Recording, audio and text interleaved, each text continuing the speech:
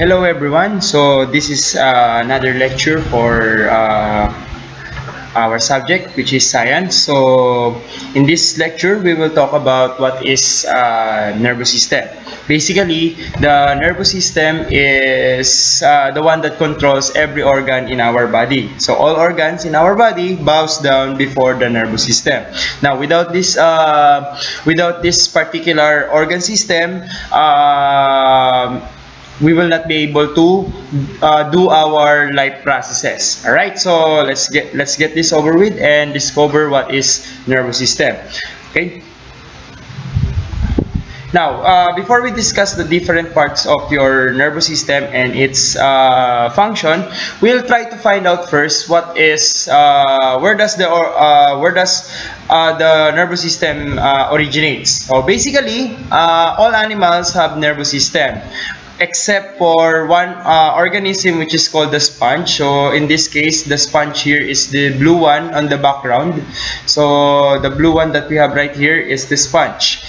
Okay, so this is an animal and it doesn't have any nervous system at all. So yeah, but still, even though this animal doesn't have nervous system, it still do its life functions like digestion, reproduction, and so on and so forth. Okay, so other animals like the jellyfish, it has a nervous system, but it is quite simple. Okay, so it is made up of nervous, or it is made up of several neurons. Okay, and also with the flatworms that we have right here. So these are flatworms. Okay, so these are flatworms. Okay, so these flatworms also has a nervous system, but as you can see, as we progress through the animal kingdom, the nervous system starts to become more and more complicated. Instead of having a bunch of nervous tissue, there is in this particular animal, there's already a particular organ, a specialized organ in their nervous system that do certain functions. Alright, next is the nematodes or the roundworms. So these are the roundworms. Okay, so the roundworms, right, so the roundworms have nervous system as well. So the next one is the mollusk. So sample of mollusk, the octopus. Alright, so the cuttlefish that we have right here, the squid, yeah, and the snails, those animals have nervous system. And if we compare the nervous system of these animals to its to the previous pictures that we have right here, they are the nervous system is very distinguished. All right, they have a specialized function, and their nervous system has many parts already, which functions specifically for certain processes. Yeah. All right. So next is the earthworm.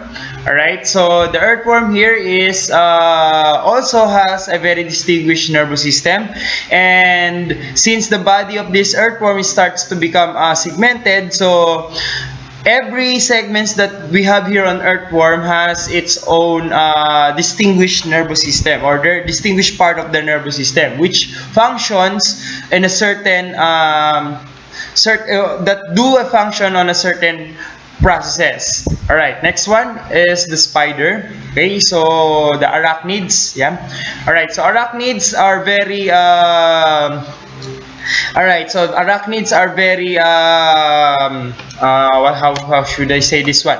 They are many. All right, so since they have a very distinguished nervous system, so as you can see, their body now is divided into head, thorax, and then abdomen. So it requires a very specialized nervous system for it to function properly. Next one is the starfish. All right, so the starfish have a nervous system.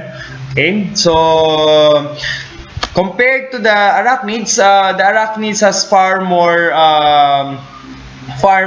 complicated nervous system than the one that we have right here. But still, yeah, it has nervous system.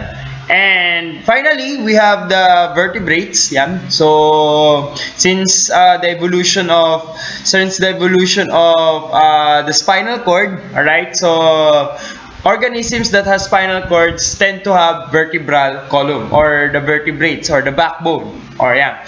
All right. So the purpose of the backbone is to protect the spinal cord, and the purpose of the spinal cord is to relay whatever the signal coming from the brain all throughout the different body parts. All right, of this organism. All right. So that is what they hence it is called vertebrates. So anyway, regardless of whether they have simple or a very complicated nervous system, they all goes down to a specific their nervous system or the nervous system of these animals, including humans, boils down or goes down to one certain function, and that function is sensory input, integration, and motor output. So regardless of being simple or complicated nervous system, the function of the nervous system is these three: sensory input, integration, then motor output. All right, so this is the reason why we'll be able to communicate with one another, and we'll be able to do the things that we do in our daily lives. So and it goes down with this particular function.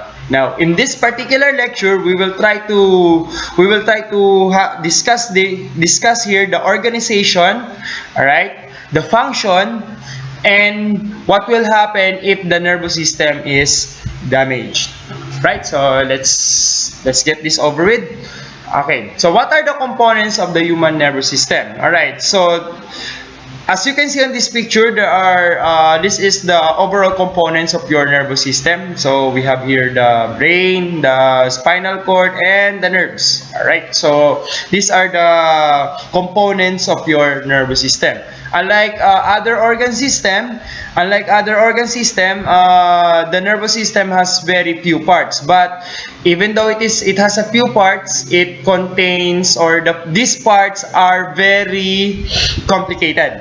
All right, in terms of their function and how they interact with other organs. All right, so this is the overall. Now, to have a better look of these components, so this is the diagram that discusses all the components of your nervous system. So the nervous system is divided into two. We have the central and then the peripheral nervous system.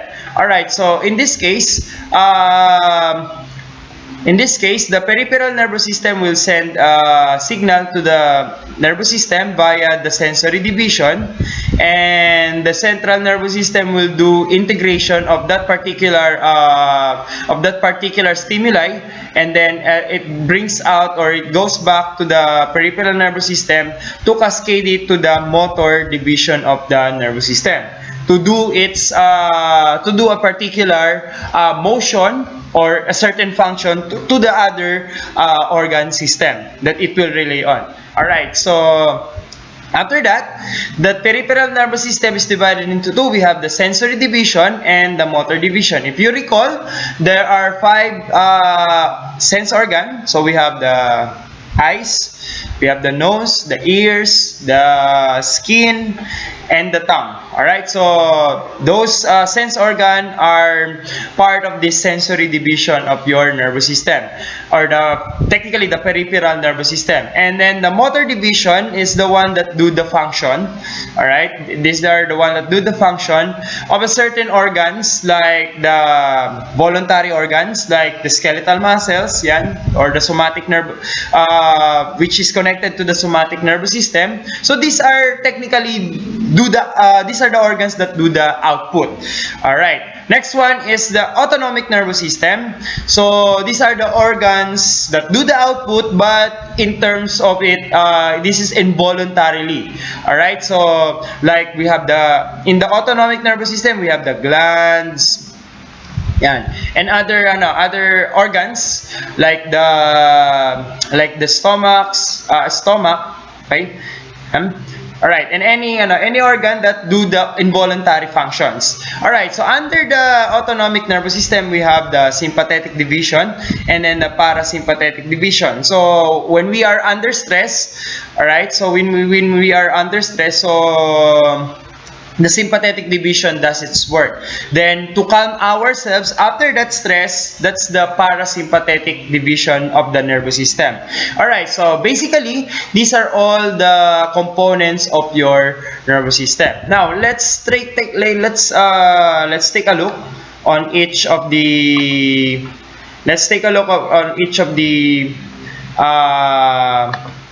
component that we have right here. Okay, so alright, so let's start with the central nervous system. Alright, so the central nervous system, so it contains the brain and then the spinal cord. Alright, so this is the spinal cord. So it is connected to the brain and it branches out through the lower extremities of the body, in which other nerves, the spinal nerves, are connected on it. Right, so again, the central nervous system is made of the brain and then the spinal cord. Right, so this is the brain. Okay, so next one. And in terms of comparison, the brain is somehow larger than the heart. All right, so basically, and yeah, this is one of the surgery that removes the brain of a certain person, right, which has an injury on it. Okay, next one. Alright, so this is the spinal cord, in which the layer that covers it is removed. Alright, so the one that you have right here, this is the spinal cord. As you can see in this picture, we have the gray and then the white matter of your spinal cord. Right, so this spinal cord that we have right here is made up of several nervous tissues that makes this one functions or do its function. All right. Next, yeah, this is the spinal cord, and this is enclosed in a vertebral column or the backbone. Right. So most vertebrates have this kind of feature in their body. Okay. So that is the central nervous system. Alright, so when we go to the peripheral nervous system, so we have here the nerves that are scattered around our body. So there are nerves that are connected to our skin. There are nerves that are connected to other organs. Yeah, so those are part of your peripheral nervous system. Alright, so one of those is the cranial nerves. These are nerves that are connected to as you can see here, the brain. So all the reflex actions and all the sensory actions done by your organs in your head are passed on through these peripheral nerves that we have right here, which is called the cranial nerves. Alright, next one. We have the spinal nerves. So the spinal nerves are nerve systems that are connected to your spinal cord. Alright, and the spinal cord is the one that relays the message to the brain and then back and forth, going back again to the organ that it will do the organ that will do the output on a certain integration. Alright, so these are the spinal nerves, and the spinal nerves are connected to different body parts in the lower extremities of the body.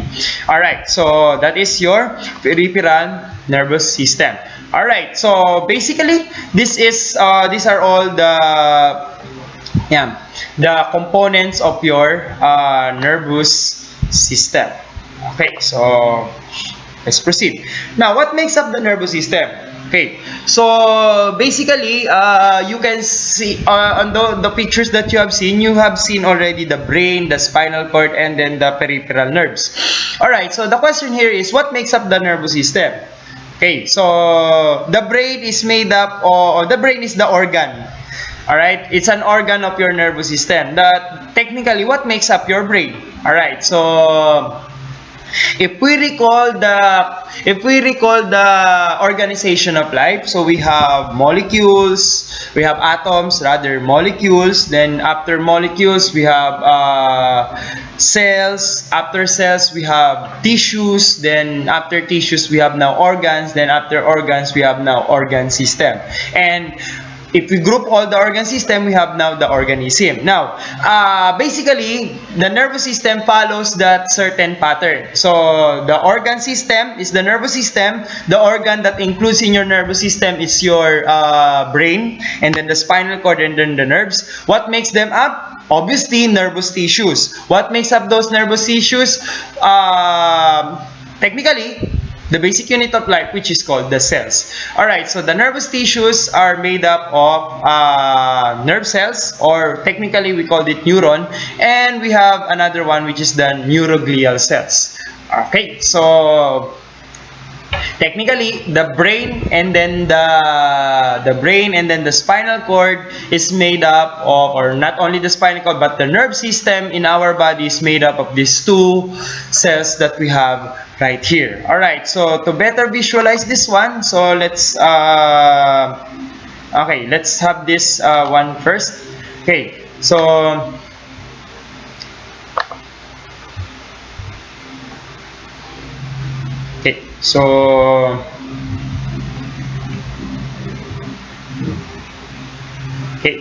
let's start.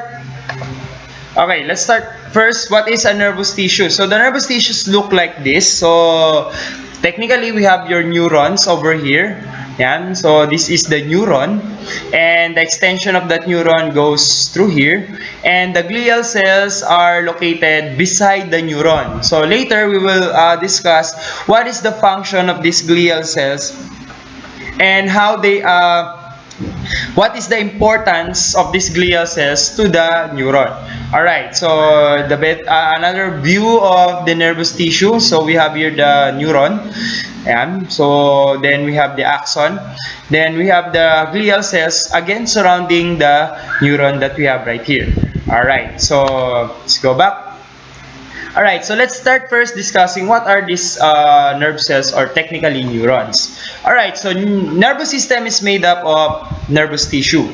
Alright, so the nervous tissue is it is made up of several nerve cells and neuroglial cells, and the nervous tissues consist of nerve cells and neurons, or we call it neurons. All right, and technically these neurons are irreplaceable, so meaning to say once they are damaged, they will never be replaced by another one. So meaning to say, since our birth, the neurons are destined to function whatever they are destined to do. Alright, so that's one important or thing that you need to know about your neurons. It is irreplaceable, and one most important thing about neurons is it eats a lot of energy. Alright, it requires a lot of energy for it to function. It makes sense because our body will not function if there is no energy that is derived from food. So meaning to say, all the food that we eat and all the energy from the food that we eat is consumed mostly by the nervous system, or the nervous tissues that we have right here. Okay, so yeah, there are three types of neuron. So basically, the three types of neuron are categorized according to their shape. So one is we have the bipolar neuron. So as you can see, we have two processes. Yan. So the two processes that we have right here. So one on top and the other one on the bottom, and the cell body is located at the middle. Then we have the unipolar neuron. Alright, so mostly, or the bipolar neuron are very rare. They are only found in your retina. Yeah? So in the eyes. Next one, the unipolar neuron are found in other sensory organs like the skin, the tongue, and then the ears. Alright, so as you can see, the bipolar neuron or the unipolar neuron has technically one directional, alright, so one directional flow of your processes. Yeah. Okay, next one. What do we have right here is the multipolar polar neuron. Alright, so the multipolar neuron. Sorry for that. Alright, so the multipolar polar neuron is the most familiar neuron inside your body. So they are found in different parts of your body. Okay, so these are the three types of neuron. Alright, So the first one is the sensory neuron. So these are neurons. These are types of neurons by function naman. All right. So what are the three types of neuron based on function? So first one is the sensory neuron. So the sensory neuron is the one that transmit the nerve impulses from the sense organ or receptors. All right. So these particular neurons does the sensory input. Alright? Okay, so these are the neurons that do the sensory input in the nervous system function. Alright, next one is the motor neuron. Alright, so this neuron transmit nerve impulses from the central nervous system to the effector. So meaning to say, they are the one that cascades whatever nerve impulse that is sent by the central nervous system to the certain body part. Alright, so as you can see in this picture, it is attached through the muscle fiber that we have right here. And technically, the motor neurons are the one that do the motor output of your nervous system. Alright, so next one. Alright, so we have here the relay neuron. So the relay neuron are the one that is in between the motor and then the sensory neuron. They are the one who do the integration part. Alright, mostly relay neurons are found in central nervous system. Alright, so most of them are found in the central nervous system. As you can see, they are multipolar type. Yan, they are multipolar type of neuron. Right, so next one. Right, neurons contains nucleus. So since neurons are cells, so cells contains nucleus, cytoplasm, yan, and a cell body. So basically, neurons are also cell. Therefore, it contains nucleus, cytoplasm, and a cell body. Right. So then the nerve fibers. What do we mean by nerve fibers? These are strands of cytoplasm extending from the cell body. So I will show you a picture later on what a nerve fiber looks like. Alright. Okay, so what is the structure of a neuron? So technically, this is the neuron. Okay, so this is your neuron. So this we will use the example of a multipolar neuron to find out what are the parts and function of every structure of this particular neuron. Alright, so as you can see here, we have your dendrons. So the one that is found here. Yeah. Okay, so we have your dendrons over here. Yeah. So these are your dendrons, and we have your nucleus. Yeah. We have the nucleus, and this thing that we have right here, this one is the cell body. Now, the nerve fiber that we encountered earlier, the extension of this cytoplasm. So this is the cytoplasm, yan. So this is the cytoplasm. Now, the extension of this cytoplasm goes down through that cell body. So it extends over here. Yeah. So technically, the whole thing that we have right here, this one, is your nerve fiber. Alright, so this one is the nerve fiber, and not only one, this is made up of several multipolar, or several nerve fibers are made up of several parts of this. Alright, so yeah, so what do you call this part? So we call this part as the axon. Yeah, so we call this as the axon part. Yeah, so okay, so we called it as the axon. Now, the nerve impulse travel through the dendrons, then goes to the cell body, then it goes to the axon, then it goes to the whatever organ it is designed to, or whatever organ the nerve impulse targets. All right, so that is your what they call the structure of your multipolar, or neurons to be exact. Okay, so let's go find out what are the function of its different structure. Let's start with the first one, which is called the dendrons. Alright, so the dendrons are the one that that transmit. Please take note that this one is the one that transmit impulses towards the cell body, and dendron is a singular. Yan. So anything that is made up of several dendrons are called dendrites. Yan. So these are the end branches of your dendrons, which is called the dendrites, and they are the one that receives the nerve impulses from other neurons. So meaning to say that this one is connected to other neurons as well, as we discussed earlier. So this is the end part. It is connected to another neuron that we have right here. So then the other one is connected to the other one, and another one is connected to another part of a neuron. Alright, so that is the dendron. Please take note of this word. It is towards the cell body and it receives the nerve impulses from the other neuron. Next one. The cell body. The cell body contains the nucleus and the cytoplasm. So as you can see earlier, so whenever you see a nucleus and if it is present right there, therefore that is the cell body of your neurons. Now some cell body are irregular and some are irregular and some are circular. All right, so yeah, there are different types of there are different shapes of your cell body. So technically, motor neurons have irregular shape and sensory neuron have circular shape. This is where all the integration happens. All right, so in the cell body, yeah, this is where all the processes happens. All right, next one, the axon. This is a nerve fiber that transmit the nerve impulses away. So if you have the dendrons, which is towards, now this one is transmitting the nerve impulses away from the cell body. So technically, axons are very, very, very long.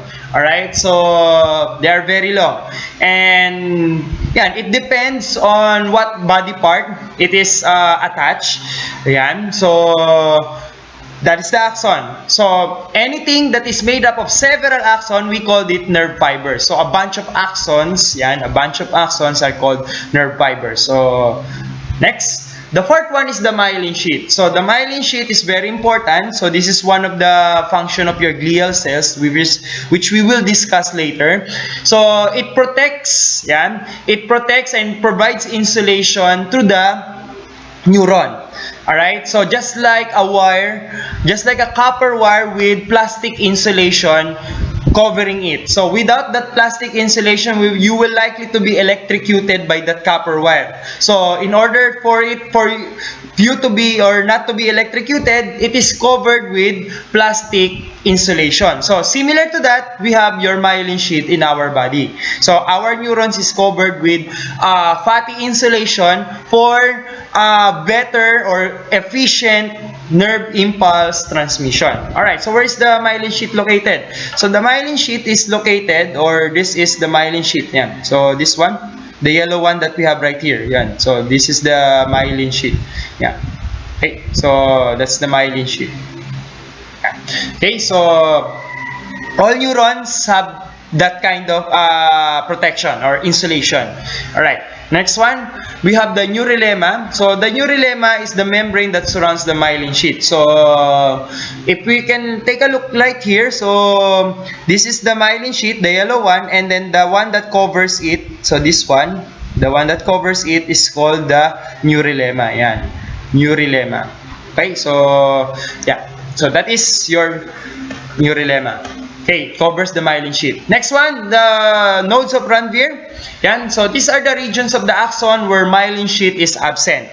Okay, so later I will show you where the node of Ranvier is located. And this particular part, okay, on our next discussion in the future, we will talk about how nerve impulse transmission happens. All right, so they allow nerve impulse to jump from node to node. So how is that possible, or for what purpose? The function or the purpose of this one, so the reason why there are parts of your neurons that has no myelin sheath is because we need a better and efficient nerve impulse transmission.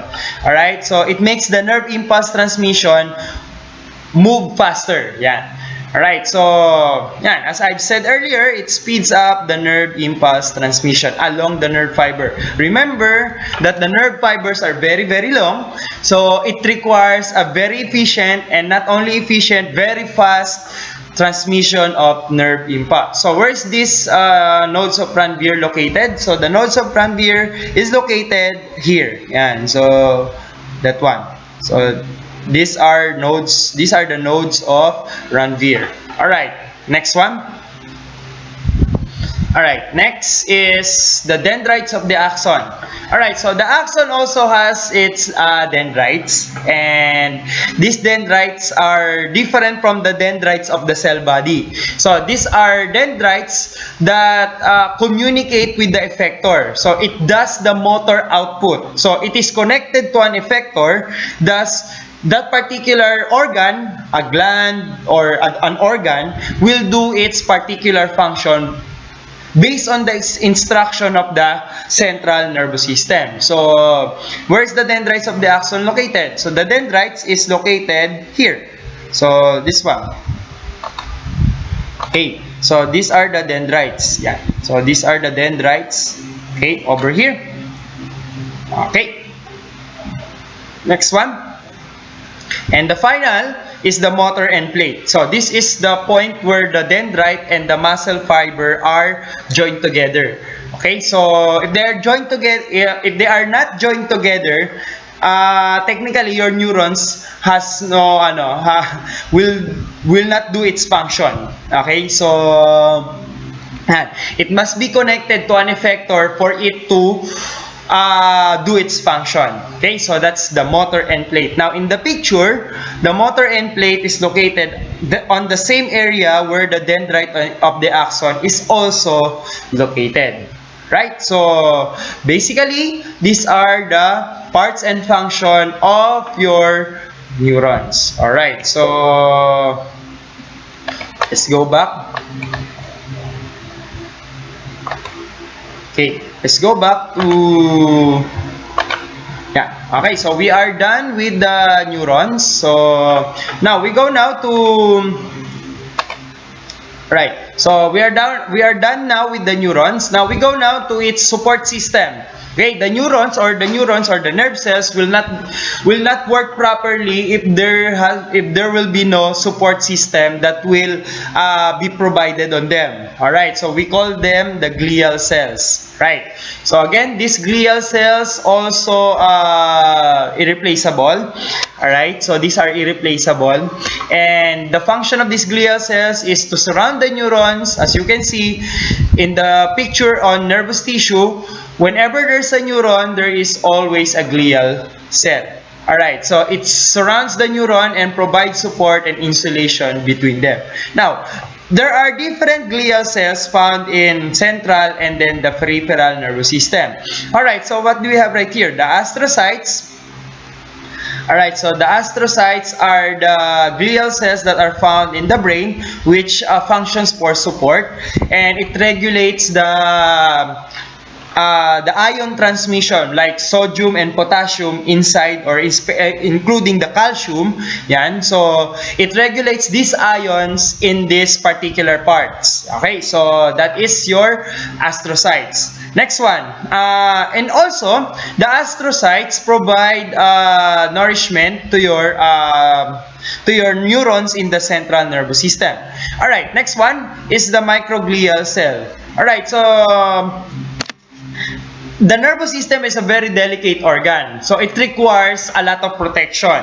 Alright, not only for insulation but also from the attacks of microorganisms and other foreign objects or foreign organisms that are entering to your nervous system. So we have here the microglial cells, which is designed to to defend the nervous system from these attacks. Next one, the one that protects the nervous system from any other from physical damage or something like a Yeah, like something like that is the ependymal cell. So these are the one that produces caution, that protects the nervous system, especially the central nervous system, from physical damage. Yeah. All right. So next one is the oligodendrocytes. Yan. So as we discussed earlier, the myelin sheath that forms your neurons, it came from the oligodendrocytes, and these are found in the central nervous system. They wrap up these neurons in the central nervous system, and they provide insulation on it. Alright, so we go now to the peripheral nervous system, and on the peripheral nervous system, we have the satellite cells. Alright, so technically, they surround neurons and the cell body, so it provides what the astrocytes do to the central nervous system. It provides nourishment, it regulates the ions, so on and so forth. Next one, the Schwann cells work the same as your oligodendrocyte. So the oligodendrocytes are the one that insulates the neurons in the central nervous system, and in the peripheral, the Schwann cells are the one who do the same function. Okay, so that's the glial cells, all right, found in the central and then the peripheral nervous system. Yeah. Okay, so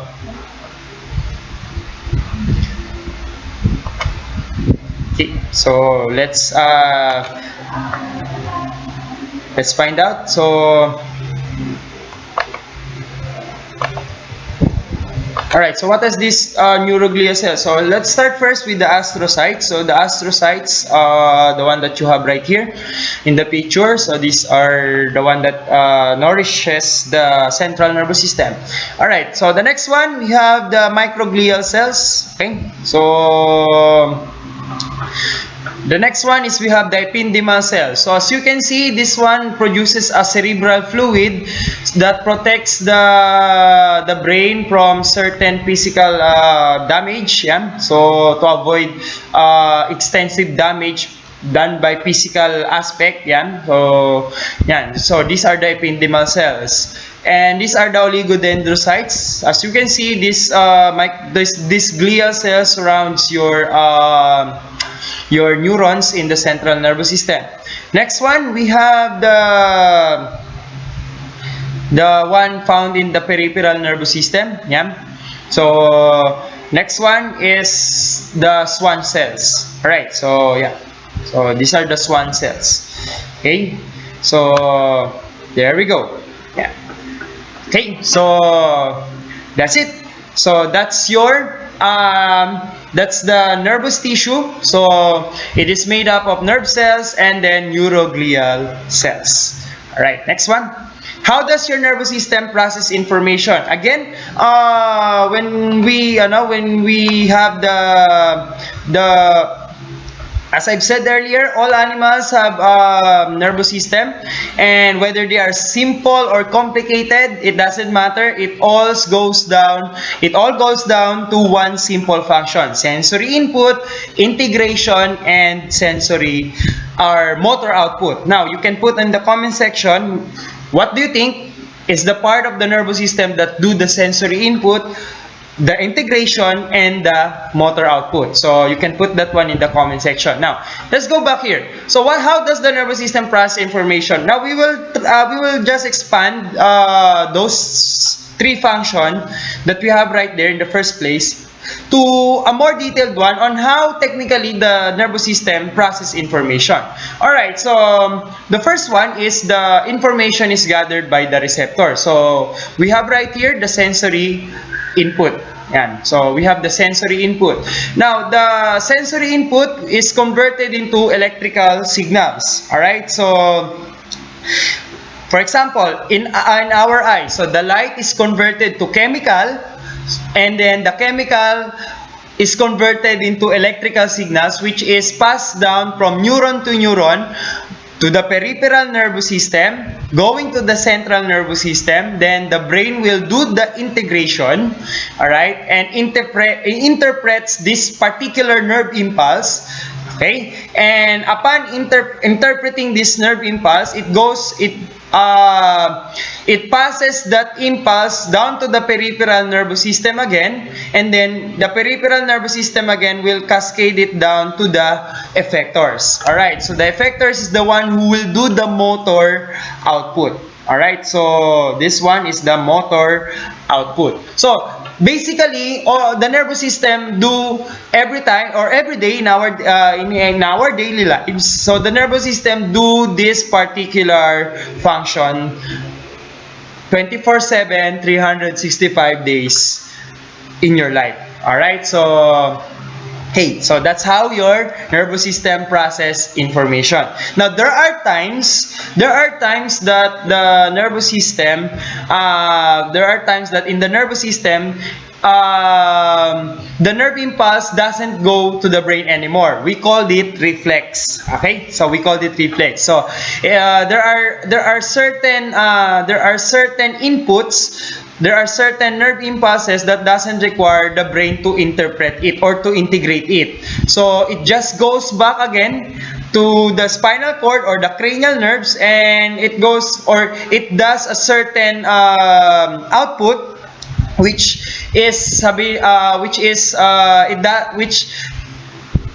in which that nerve impulse doesn't have any integration from the brain at all. So we called it reflex. That is an immediate output. For example, you touch a hot object. Yan. So when you touch a hot object, so that particular nerve impulse doesn't go to the brain anymore for you to think what you were going to do. So instead of thinking that way, or instead of sending the signal to the brain, your body or the nerve system will already do its emergency function, which is called the reflex. So whenever you touch a hot object, you tend to remove immediately your hand or your body part on that particular object, so that's to minimize the pain that you are receiving. Alright, so then after doing that reflex, that's the time that your brain will integrate that particular information. Alright, so meaning to say, every time that you have a reflex action,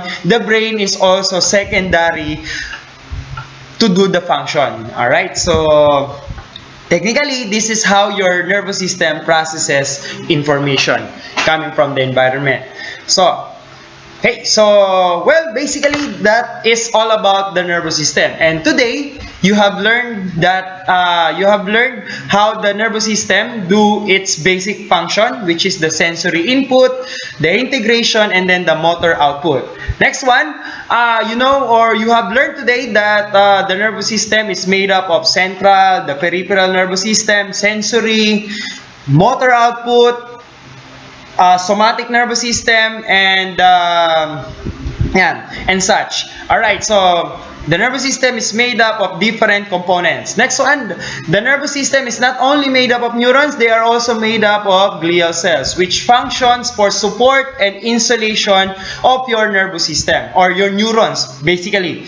And we also find out the role, the anatomy and function of every neuron types that we have right here. And finally, we have the structure. You have learned also that the neurons have different parts, and these parts do their respective function in order for your nervous system to work properly. Okay, so with that one, so the nervous system is for what?